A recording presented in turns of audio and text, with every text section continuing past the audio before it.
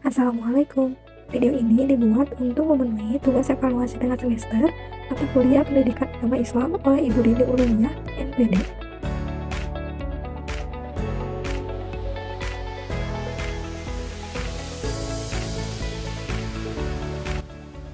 Itu menjadi pengertian. Sebagaimana Allah berfirman dalam Al-Quran surah Al-Imran ayat 185, tiap-tiap yang jiwa akan merasakan mati. Dan Al-Quran surah Al-Qasas ayat 88, tiap-tiap sesuatu pasti dirasakan oleh Allah. Ada 4 manfaat mengingat kematian bagi manusia, yaitu yang pertama, lebih bersyukur. Seorang hendaknya lebih bersyukur atas kehidupannya dengan mengingat kematian.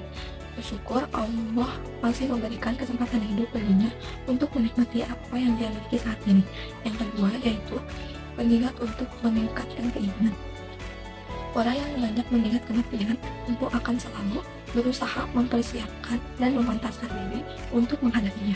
Sebab sedikit orang yang bertemu ajalnya sebelum menyiapkan bekal berupa amal ibadah. Yang ketiga yaitu menambah khusyuk dalam sholat.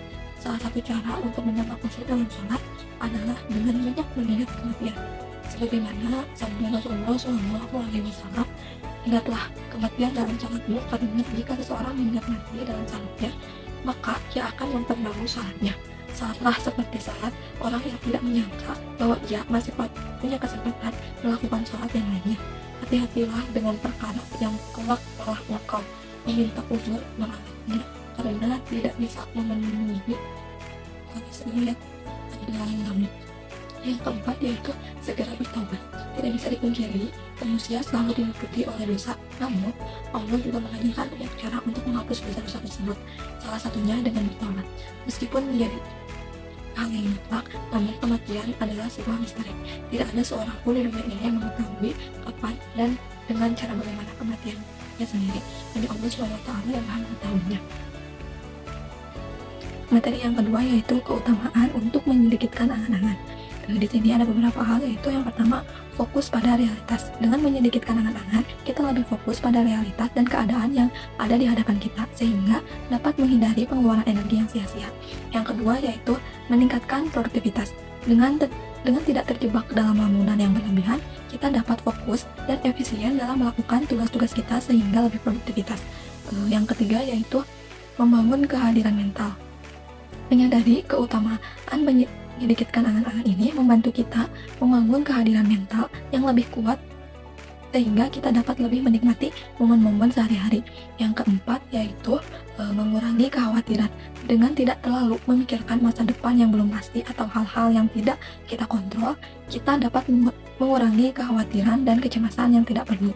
Yang kelima yaitu memperkuat konsentrasi dengan mengurangi gangguan dari angan-angan yang tidak relevan.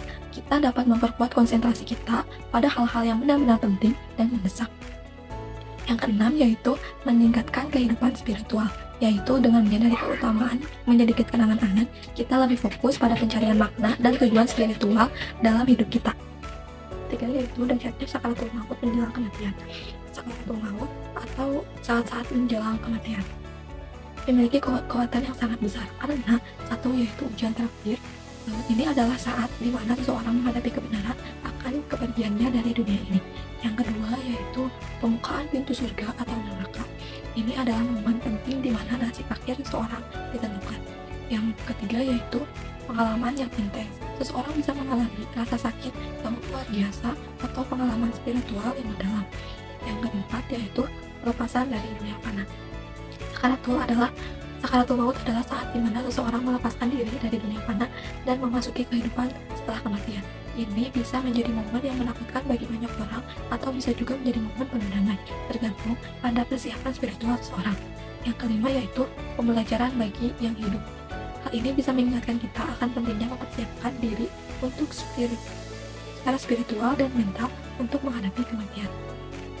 Kematian sendiri adalah hal yang pasti dan akan dialami oleh seluruh makhluk hidup di dunia. Dalam Islam dikenal istilah sakaratul maut atau keadaan di mana saat-saat menjelang kematian atau ajal tiba. Allah berfirman, setiap jiwa pasti akan merasakan kematian, dan kami benar-benar akan menguji kalian dengan kejelekan dan kebaikan, dan kepada kamilah kalian akan dikembalikan. Quran Surah Al-Anbiya ayat 35. Dalam surah tersebut menjelaskan bahwa kematian benar adanya dan ia merupakan kiamat kecil. Bagi ajal telah tiba, tak ada yang bisa menghindar dan lari darinya. Materi yang keempat yaitu wafatnya Rasulullah dan Khulafaur Rasyidin. Wafatnya Rasulullah SAW dan masa pemerintahan Khulafaur Rasyidin adalah periode penting dalam sejarah Islam. Berikut adalah ringkasan materinya. Yang pertama yaitu wafatnya Rasulullah SAW. Rasulullah Muhammad wafat pada tahun 632 Masehi di Madinah pada usia 63 tahun. Wafatnya Rasulullah merupakan peristiwa yang sangat berdampak dalam sejarah Islam karena beliau adalah utusan terakhir Allah Subhanahu wa taala dan pemimpin spiritual umat Islam. Setelah wafatnya Rasulullah, muncul tantangan besar dalam menjaga kesatuan umat Islam dan mengatur kepemimpinannya. Yang kedua yaitu pemilihan Abu Bakar sebagai khalifah pertama. Setelah wafatnya Rasulullah, umat Islam memilih Abu Bakar As-Siddiq sebagai khalifah pertama pada tahun 632 sampai 634 Masehi. Abu Bakar merupakan sahabat terdekat Rasulullah dan tokoh yang sangat dihormati dalam Islam. Pemerintahan Abu Bakar ditandai dengan memadamkan pemberontakan suku-suku Arab yang menolak membayar zakat dan menyebarkan Islam ke wilayah-wilayah baru. Yang ketiga yaitu pemerintahan Umar bin Khattab. Setelah meninggalnya Abu Bakar, Umar bin Khattab menjadi khalifah kedua pada tahun 634 sampai 644 Masehi. Pemerintahan Umar ditandai dengan perluasan wilayah Islam di Persia, Suriah, Mesir, dan wilayah-wilayah lainnya. Dia juga dikenal dengan keadilan dan ketegasannya dalam pemimpin. Yang keempat yaitu pemerintahan Utsman bin Affan. Utsman bin Affan menjadi khalifah ketiga pada tahun 644 sampai 656 Masehi. Pemerintah Utsman ditandai dengan ekspansi wilayah ke negara Afrika dan Asia serta penyusunan Al-Quran dalam bentuk tertulis yang standar. Namun pemerintahannya juga diwarnai oleh konflik internal yang akhirnya menyebabkan terbunuhnya Utsman. Yang kelima yaitu pemerintahan Ali bin Abi Thalib. Setelah kematian Utsman, Ali bin Abi Thalib menjadi khalifah keempat pada tahun 656 sampai 661 Masehi. Pemerintahan Ali ditandai dengan konflik internal yang mencapai puncaknya dalam pertempuran Jamal dan pertempuran Siffin.